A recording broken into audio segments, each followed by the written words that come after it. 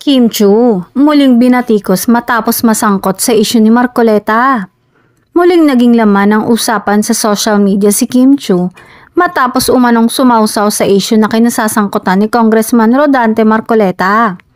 Ayon sa ilang netizens, hindi na sana dapat pinakailaman ng kapamilya aktres ang usaping politikal at mas mabuting manatili na lamang siya sa kanyang showbiz career.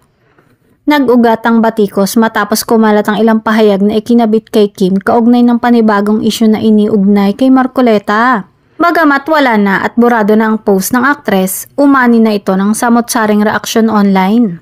May mga taga-suporta si Kim na ipinagtanggol ang aktres.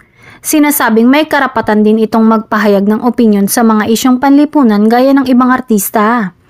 Ngunit para sa mga kritiko, tila hindi na raw bago ang paglahok ni Kim sa kontrobersyang may kaugnayan sa politika. Lalo't matagal nang naaalala ang naging bahagi niya noong mainit ang usapin sa franchise renewal ng ABS-CBN kung saan madalas mabanggit ang pangalan ni Marcoleta.